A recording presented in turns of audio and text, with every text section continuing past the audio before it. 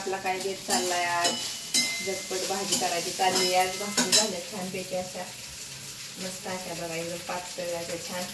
गरमागरम बघा सगळं भाकरी करून घेतल्या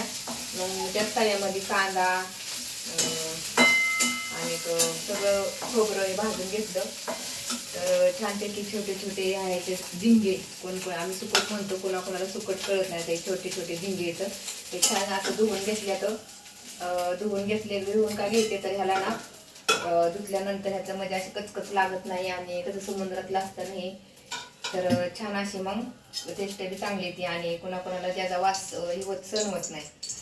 तर धुवून घ्यायचं चांगलं धुवून स्वच्छ पाण्याने तळून घेतलं तर आता हा मसाला सगळा बघा कढईमध्ये असे लालसर कलर येतो ब्राऊन कलर असं तळून घेतले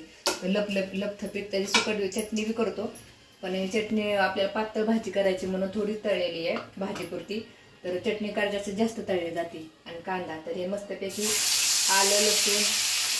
कांदा आणि खोबरून कोथिंबीर वाटून घेतलेली तर मिक्सरला पेस्ट करून घेतले सगळं कांदा तळून भाजून घेतलाय चांगला आपण जसं अंड्याच्या भाजीला गिरविला घालतो तसा तव्यामध्ये सगळं काळा मसाला भाजून घेतलेला आहे खोबरं पण भाजून घेतलेलं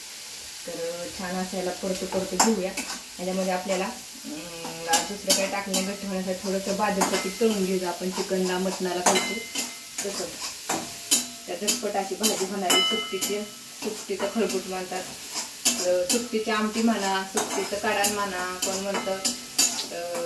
सुकटीची कढी म्हणा झटपट आता कशी बनते कढी बघा असं एवढं पीठ टाकले बाजरीचं ते मिडियम गॅसवर चांगलं लालसर तळून घ्यायचं तेलामध्ये मसाल्याबरोबर चांगलं फ्राय करून घ्यायचं मिडियम गॅसवर आणि मग नंतर मसाला आणि मीठ टाकायचा थोडासा चिकनचा मसाला असला तर टाकायचा आणि नंतर वरून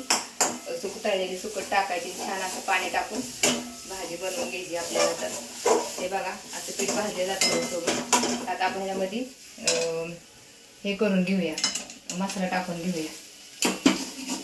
व्यवस्थित असं परतून घ्यायचं खाली घेतली कढई तापलेली करपलं नाही पाहिजे पीठ तर छान असे बघा आता मसाला टाकला आता चवीनुसार मीठ टाकून घ्यायचं मग झटपट टाकायचं पाणी त्याच्यामध्ये आपल्याला तर चवीनुसार मीठ टाकते थोडासा चिकनचा मसाला पण टाकून घेते आणि आता हे राहिलेली सुकट तळलेली सुकट टाकून घ्यायची मस्त सुगंध सुटलाय भाजीचा असं वाटते मासे तळतोय का काय असं छान फ्राय करून झाली सुकट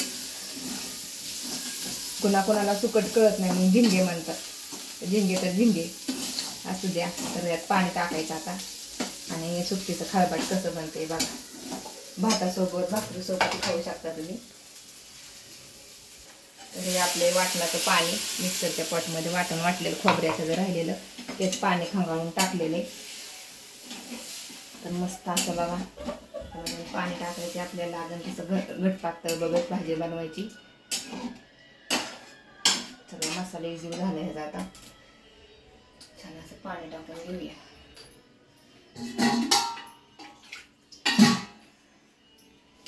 मस्त आणि मसाले भात पांढरा भातासोबत बी खूप छान लागते भाजी एकदम टेस्ट अशी मटणाच्या भाजीसारखी भाजी होती तर मस्त झालं बघा आपलं आता 10 मिनिट ह्याला उकळून द्यायचं मिडियम गॅसवर अशी छान झाली आपल्या सुकटीची